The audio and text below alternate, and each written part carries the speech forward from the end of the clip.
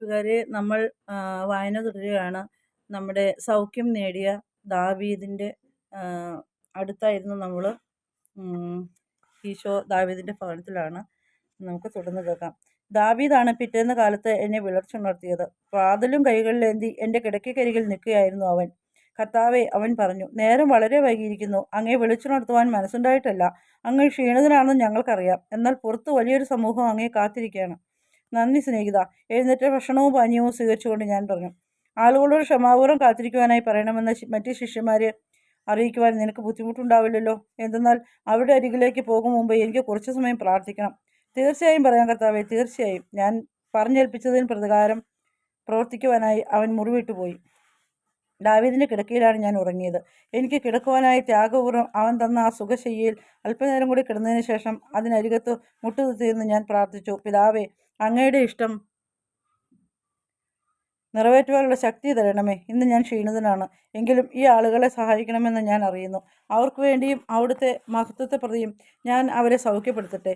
അപ്പോൾ എന്നോട് കൂടിയായിരിക്കുന്ന പിതാവ് ഇങ്ങനെ പറഞ്ഞു, എൻ്റെ പുത്ര, വൈകാതെ നിനക്ക് വിശ്രമിക്കുവാനായി സമയം ലഭിക്കും. ഇന്ന് നമ്മുടെ സ്നേഹം നമ്മുടെ മക്കളിലേക്ക് കൊണ്ടുപോകണം. നമ്മുടെ ആത്മാവിനാൽ അവരുടെ ഹൃദയത്തെ നിറയ്ക്കണം. നമ്മുടെ കാരണത്താൽ അവരെ ശാക്തീകരിക്കണം. പിതാവെ, നടക്കേണ്ട വഴി കഠിനമാണ്. ഒരുപാട് ദുഃഖവും ഒരുപാട് ആവശ്യങ്ങളും ഒരുപാട് പാപവും. എന്നിരുന്നാലും ഇതിലൂടെയൊക്കെയും ഒരുപാട് സ്നേഹവുമുണ്ട്. ഞാൻ മറുപടി പറഞ്ഞു, യേശുവായ എൻ്റെ മകനെ, എൻ്റെ സ്നേഹവും എൻ്റെ തനയനുമായി നിന്നിലൂടെയാണ് ദുഃഖം സന്തോഷമാകുന്നത്, ആവശ്യങ്ങൾക്ക് നിവൃത്തിയുണ്ടാകുന്നത്, പാപം പരാജയപ്പെടുന്നതും. പിതൃമൊഴിയിലെ ഓരോ വചനവും എൻ്റെ ഉള്ളത്തിൽ താതൻ്റെ അനുഭൂതിയായി മാറി. അകതാരിൽ തഴുകിയെത്തിയ ഹൃത്തളം ശക്തമാക്കിയ പരിശുദ്ധ റൂഹ കൺമുമ്പിലുണ്ട്. ആയിരിക്കുന്നതും ആയിരുന്നതും വരാനിരിക്കുന്നതുമായ അനാദ്യ ത്രിത്വത്തിൻ്റെ സ്നേഹത്തിലൊന്നായി ഞാൻ അവിടെ മുഴങ്കാൽ മടക്കി നമിച്ചു നിന്നു. എൻ്റെ ശരീരത്തിൻ്റെ തളർച്ചയൊക്കെയും എടുക്കപ്പെട്ടു. ഞാൻ ഉള്ളത്തിൽ നവീകരിക്കപ്പെട്ടു. അപ്പോൾ എൻ്റെ പിതാവ് പറഞ്ഞു, നമ്മുടെ മക്കളിലേക്ക് പോകുവിൻ.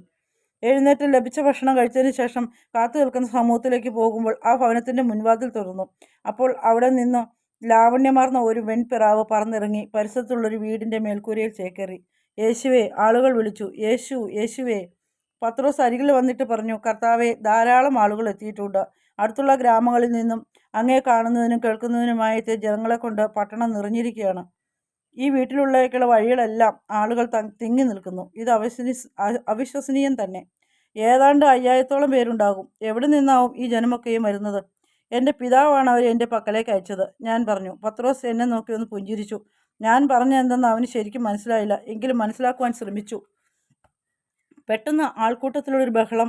ഒരുപറ്റം റോമൻ പടയാളികൾ അവരുടെ ഇടയിലൂടെ തള്ളിക്കയറി വന്നു. അവരുടെ അധികാരിയായ ഒരുവൻ മുമ്പോട്ട് കയറി വന്നു ചോദിച്ചു, എന്താണ് ഇവിടെ സംഭവിക്കുന്നത്? എന്താണ് ഈ ആൾക്കൂട്ടം? പത്രോസ് അവനെ സമീപിച്ച വിശദീകരണം കൊടുത്തു. ഇവർ ഞങ്ങളുടെ ഗുരുവിനെ ശ്രമിക്കുവാനായി വന്നിട്ടുള്ളവരാണ്. പ്രവാചകനും സൗഖ്യദായകനുമാണ് ഗുരു. പക്ഷേ പട്ടണം ഈ വിധം ജനനിബിഡമാകുവാൻ പാടുള്ളതല്ല. ഇത് പ്രശ്നങ്ങളുണ്ടാക്കുകയാണ്, അധികാരി പ്രതിവേദിച്ചു. പത്രോസ് താഴ്മയോട് ചോദിച്ചു, അപ്പോൾ ഞങ്ങൾ എവിടേക്കാണ് പോകേണ്ടത്? അതൊന്നും എനിക്കറിയില്ല. പക്ഷേ നിങ്ങൾ ഇവിടെ നിൽക്കുവാൻ പാടില്ല. ജനക്കൂട്ടം സ്വരമുയർത്തി, ഞങ്ങൾക്ക് യേശു പറയുന്നത് കേൾക്കണം. യേശു ഞങ്ങളെ സുഖപ്പെടുത്തണം. റോമൻ അധികാരി എന്നെ നോക്കി സന്ദേഹത്തോടെ ചുമരുകൾ മേലോട്ട് ചലിപ്പിച്ചു. അവൻ ഹൃദയത്തിൽ ദയയുള്ളവനാണെന്ന് ഞാൻ കണ്ടു. എന്നാൽ അവന് തൻ്റെ മേലധികാരികളുടെ ശാഠ്യങ്ങൾ നടപ്പിലാക്കേണ്ടതുണ്ട്. എനിക്ക് അഭിമുഖമായി വന്നിട്ട് അവൻ പറഞ്ഞു, ആളുകളോട് താങ്കൾ സംസാരിക്കുന്നതിൽ എനിക്ക് വിരോധമില്ല. പക്ഷേ നിങ്ങളിവിടെ കൂടി നിൽക്കുന്നത് എനിക്ക് അനുവദിക്കാൻ പറ്റില്ല. അത് പ്രശ്നങ്ങളും ഉണ്ടാക്കും. എൻ്റെ സ്നേഹിത എന്ന് വിളിച്ചുകൊണ്ട് ഞാൻ കരനീട്ടി അവൻ്റെ ചുമലിൽ വെച്ചു. പട്ടണത്തിന് വെളിയിൽ താങ്കളുടെ ഉടമസ്ഥതയിലുള്ള മേച്ചിൽ സ്ഥലം നമുക്ക് ഉപയോഗിക്കാമല്ലോ? നിശ്ചയമായും, അത് ഉത്തമമാണ്. ശ്രേഷ്ഠമായ മുഖഭാവത്തോടെ എന്നെ നോക്കി പുഞ്ചിരിച്ചുകൊണ്ട് അവൻ പറഞ്ഞു, അവിടെ ഉപയോഗിക്കാൻ താങ്കളെ സ്വാഗതം ചെയ്യുന്നു. അവൻ സമൂഹത്തിന് നേരെ തിരിഞ്ഞിട്ട് പറഞ്ഞു, പട്ടണത്തിൻ്റെ വടക്കേ വാതിലിന് സമീപമുള്ള മേച്ചിൽപ്പുറത്ത് നിങ്ങൾക്ക് ഒത്തുകൂടാവുന്നതാണ്. ദയവായി അങ്ങോട്ട് ക്രമസമാധാനത്തിൽ പോകണം. നേരിയ മന്ത്രണം ഉതിർത്തുകൊണ്ട് ആളുകൾ മേച്ചിൽ സ്ഥലത്തേക്ക് നടന്നു തുടങ്ങി. എനിക്ക് മേച്ചിൽ സ്ഥലമുണ്ടെന്ന് നീ എങ്ങനെ അറിഞ്ഞു? അവൻ ചോദിച്ചു. ഞാൻ നിന്നെ അറിയുന്നില്ല. നീ ഈ നാട്ടുകാരനുമല്ല. ഞാൻ നിന്നെ അറിയും, ഞാൻ പ്രതിവദിച്ചു. നിന്റെ ജനനം മുതലേ ഞാൻ നിന്നെ അറിയുന്നുണ്ട്. അത് അസംഭവമാണ്, റോമക്കാരൻ പറഞ്ഞു. നീ യുദ്ധഭൂമിയിലായിരുന്നപ്പോൾ ഞാൻ നിന്നെ അറിഞ്ഞു. നിനക്കാരെയും ഹിംസിക്കുവാനായില്ല. മറ്റൊരാളെ കൊല്ലുന്നതിലും ഭേദം സ്വന്തം ജീവൻ കൊടുക്കുന്നതാണെന്ന് നീ കരുതിയതും ഞാൻ അറിഞ്ഞു. ജീവനെ അമൂല്യമായി നീ കരുതുന്നുണ്ടെന്നും എനിക്കറിയാം. സൈന്യാധിപൻ നിനക്കെതിരെ ഫീരുവിനുള്ള ശിക്ഷാ നടപടികൾ എടുക്കുവാൻ മുതിരവേ, നിന്റെ അമ്മാവൻ്റെ ഇടപെടൽ ഒന്നുകൊണ്ട് മാത്രമാണ് നീ രക്ഷപ്പെട്ടത്. യുദ്ധസാധ്യതകളില്ലാത്ത ഈ പട്ടണത്തിൽ തന്നെ നിന്റെ മാതുലൻ എങ്ങനെ നിനക്ക് പണി ശരിപ്പെടുത്തി എന്നും എനിക്കറിയാം. നിന്റെ അമ്മാവനും അപ്പനും സഹോദരന്മാരും എന്തിന് നിന്റെ കീഴ് ജീവനക്കാർ പോലും നിന്നെ ഒരു ഭീരുവായിട്ടാണ് കരുതുന്നത് ഞാൻ മനസ്സിലാക്കുന്നുണ്ട്. എന്നാൽ നീ ഒരു ധീരനായ മനുഷ്യനാണെന്ന് എനിക്കറിയാം. എന്തെന്നാൽ മറ്റൊരുവനെ ദ്രോഹിക്കുകയില്ലെന്ന വാഗ്ദാനം നിറവേറ്റുവാൻ ധീരതയുള്ളൊരു മനുഷ്യനെ സാധിക്കൂ. സഹചരോടുള്ള സ്നേഹത്തെ പ്രതി നിന്ദനങ്ങളും തിരസ്കാരവും സ്വീകരിക്കുവാൻ ധൈര്യമുള്ള ഒരുവനെ കൊണ്ടേ പറ്റൂ. മറ്റൊരാളുടെ ജീവന് പകരം സ്വന്തം ജീവൻ വാഗ്ദാനം ചെയ്യുവാൻ ധീരനായ ഒരുവന് മാത്രമാണ് കഴിയുക. നീ ഒരു നല്ല മനുഷ്യനാണ്, സന്തോഷപൂർവ്വം സ്നേഹിതനെന്ന് ഞാൻ വിളിക്കാൻ ആഗ്രഹിക്കുന്ന ഒരു മനുഷ്യൻ. ആ റോമൻ അധികാരി ശരിക്കും ഞെട്ടിപ്പോയി. ഇതൊക്കെ താങ്കൾ അറിയാൻ എന്ത് സാധ്യതയാണുള്ളത്? അവൻ ആശ്ചര്യപ്പെട്ടു. ഞാൻ അറിയുന്നു, ഭാവിയിൽ നീ എൻ്റെ ഒരു നല്ല സ്നേഹിതനായിരിക്കുമെന്നും നിനക്കുള്ളതെല്ലാം എനിക്ക് തരുമെന്നും ഞാൻ അറിയുന്നത് പോലെ തന്നെ. അവൻ്റെ കരം മെല്ലെ ഒന്ന് അമർത്തി ഞാൻ പ്രതികരിച്ചു. അപ്പോൾ ഞാൻ കർത്താവാണെന്ന് പ്രഘോഷിച്ചതിനാൽ പീഡനങ്ങൾ ഏറ്റുവാങ്ങി എനിക്ക് വേണ്ടി മരണം കൈവരിക്കുന്ന അവനെ ഞാൻ കാണുകയായിരുന്നു. അവൻ തിരിച്ചൊരു പുഞ്ചിരി സമ്മാനിച്ചുകൊണ്ട് പറഞ്ഞു, എൻ്റെ പേര് അലോഷ്യസ്. താങ്കളുടെ സ്നേഹിതനാകുന്നതിൽ എനിക്ക് സന്തോഷമുണ്ട്. അവൻ പറഞ്ഞത് പരമാർത്ഥമാണെന്നും അവൻ ദൈവത്തിൻ്റെ ഒരു യഥാർത്ഥ പുത്രനാണെന്നും ഞാൻ അറിഞ്ഞിരുന്നു. ആ മേച്ചിൽപ്പുറത്തിൽ ഒരുമിച്ചുകൂടി ക്ഷമാപൂർവ്വം എന്നെ കാത്തു നിൽക്കുകയായിരുന്നു ആളുകൾ. ഞാൻ അവരുടെ പക്കലേക്ക് ചെല്ലവേ സമൂഹത്തിൽ നിന്ന് ആവേശാരവും ഉയർന്നു. പത്രോസിനോടും മറ്റ് അനുയായികളോടുമൊപ്പം ഞാൻ ആ പ്രദേശത്തിൻ്റെ മധ്യഭാഗത്തെത്തിയപ്പോൾ അവിടെ പീഠങ്ങൾ ചേർത്തിട്ട് എനിക്ക് കയറി നിന്ന് സംസാരിക്കാനുള്ള സൗകര്യമുണ്ടാക്കിയിട്ടുള്ളതായി കണ്ടു. നന്ദി സ്നേഹിതരെ, ഏറെ ക്ഷമയോടെ വർത്തിച്ചതിനും സാഹചര്യം മനസ്സിലാക്കി പ്രവർത്തിച്ചതിനും നന്ദി. ഇന്ന് നിങ്ങളോട് സംസാരിക്കാമെന്നും നിങ്ങളോടൊപ്പമായിരുന്നു കൊണ്ട് ആവശ്യത്തിലായിരിക്കുന്നവരെ സൗഖ്യപ്പെടുത്താമെന്നും ഞാൻ വാക്കു തരുന്നു. നിങ്ങൾ ഒരുപാട് പേരുണ്ട്. നിങ്ങളോടൊപ്പമായിരിക്കുന്നത് എനിക്ക് സന്തോഷമാണ്, ഞാൻ പറഞ്ഞു. എന്നിട്ട് ആളുകൾ പുല്ലിൻ പുറത്ത് സൗകര്യപ്രദമായി ഇരിക്കുന്നതുവരെ കാത്തു നിന്നു. ഗലീലിയ കടലിൽ ജോലി ചെയ്തിരുന്ന ഒരു മീൻപിടുത്തക്കാരൻ്റെ കഥ നിങ്ങളോട് പറയുവാൻ ഞാൻ ആഗ്രഹിക്കുന്നു. ആ മനുഷ്യർ തൻ്റെ കുടുംബത്തെ പോറ്റുന്നതിനും പിന്നെ അല്പം പണം മിച്ചം വയ്ക്കുന്നതിനുമുള്ള വക മത്സ്യബന്ധനത്തിലൂടെ കണ്ടെത്തിയിരുന്നു. സ്വന്തം ജീവിതത്തിൽ സംതൃപ്തനായിരുന്നു അയാൾ. ആവശ്യത്തിലധികം മീൻ പിടിക്കുവാൻ അയാൾ ശ്രമിച്ചിരുന്നില്ല. അത് മറ്റുള്ളവർക്കായി നീക്കി വയ്ക്കണമെന്ന് അയാൾ വിശ്വസിച്ചു. എന്നാൽ അത് അവരുടെ അവകാശമാണ്. തനിക്ക് ആവശ്യമായത് മാത്രമേ എടുക്കാവൂ എന്ന് അയാൾ അറിഞ്ഞിരുന്നു. മറ്റു പല മീൻപിടുത്തക്കാരും അയാളെ കഴിവില്ലാത്തവനെന്നും മടിയനെന്നുമൊക്കെ വിളിച്ചു. എന്നാൽ അയാൾ അവരെ പോലെ കഠിനാധ്വാനം ചെയ്യുകയോ കൂടുതൽ മീൻ പിടിക്കുകയോ ചെയ്തിരുന്നില്ല. മിക്കവരും ഒരുപാട് പണം ഉണ്ടാക്കുവാനായി തങ്ങളെക്കൊണ്ട് സാധിക്കുന്ന അത്രയും മീൻ പിടിക്കുമായിരുന്നു. ചിലപ്പോഴൊക്കെ വലിയ തുക ഉണ്ടാക്കുവാനുള്ള തത്രപ്പാടിൽ അവർ വേറെയും വള്ളങ്ങൾ വാങ്ങിക്കുകയും അങ്ങനെ വളരെയധികം മീൻ വരികയും ചെയ്തിരുന്നു. ഈ മീൻപിടുത്തക്കാരിൽ ചിലർക്കൊക്കെ സഹായത്തിന് ആളുകളെ കൂലിക്കൊടുക്കും. എന്നാൽ പലപ്പോഴും അവർക്ക് തുച്ഛമായ വേതനമാണ് കൊടുത്തിരുന്നത്. അവിധത്തിലും കൂടുതൽ ലാഭമുണ്ടാക്കാമല്ലോ.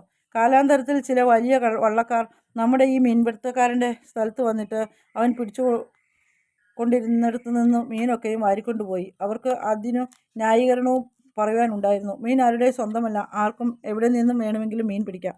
ഇത് ഞങ്ങളുടെ അവകാശമാണ്. കൂലിക്കാർക്ക് പണം കൊടുക്കേണ്ടതിന് ഞങ്ങൾക്ക് അധിക ചിലവുണ്ട്. ഇങ്ങനെ കുറച്ചു കാലം കഴിഞ്ഞപ്പോൾ ഈ ചെറിയ മീൻകാരന് ജീവിക്കാൻ നിവൃത്തിയില്ലാതെയായി. മീനെല്ലാം മറ്റുള്ളവർ കൊണ്ടുപോയിരുന്നു. അവൻ അതിനെക്കുറിച്ച് അവരോട് സംസാരിച്ചപ്പോൾ ആ വലിയ മീൻപിടുത്തക്കാർ ഇപ്രകാരം പറഞ്ഞു, നിനക്ക് ഈ ഗതി തന്നെ വരണം. ചെറിയവനായിരുന്നു കൊണ്ട് ജീവിക്കാമെന്ന് എങ്ങനെ കരുതാനാണ്? ചെറിയ മീൻകാരൻ ഇങ്ങനെ മറുപടി പറഞ്ഞു, എന്നാൽ എല്ലാവർക്കുമുള്ളത് ഇവിടെ ഉണ്ടല്ലോ, നമുക്ക് പങ്കുവെച്ച് ജീവിക്കാം. നിങ്ങൾ ചെറുതായിരുന്ന കാലത്ത് ഞാൻ ഒരിക്കലും നിങ്ങളുടെ മീൻ എടുത്തിട്ടില്ല. എന്തിന്? ഞാൻ എനിക്ക് ആവശ്യമുള്ളത് മാത്രം എടുത്ത് മറ്റുള്ളവരുടെ കൈ ബാക്കി വെച്ചിരുന്നതാനും. നീ ലോകമെന്തെന്നറിയാത്ത പച്ച പരമാർത്ഥിയാണ്. പറ്റുന്നത്രയും വാരിക്കൂട്ടിയാലേ ജീവിതം സുരക്ഷിതമാക്കുവാൻ പറ്റുകയുള്ളൂ. മറ്റുള്ളവർക്ക് വേല നൽകി അവരെ സഹായിക്കുകയും ആവാം. ഇങ്ങനെയാണ് പങ്കുവയ്ക്കേണ്ടത്, അവർ അവനോട് പറഞ്ഞു. കാലക്രമേണ അയാൾക്ക് തൻ്റെ വള്ളം വിൽക്കേണ്ടി വന്നു. എന്നിട്ട് അയാൾ ചെറിയ വേതനം സ്വീകരിച്ച് മറ്റുള്ളവർക്ക് വേല ചെയ്തു.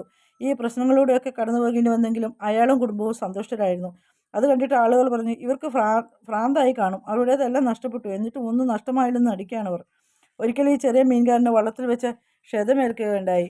അതിനാൽ അയാളെ അവർ വേഗം കരയ്ക്ക് കൊണ്ടുവന്നു. ആസന്നമരണനായി മണൽപ്പുറത്ത് കിടക്കുമ്പോഴും സന്തോഷമായിരുന്നു അയാൾ.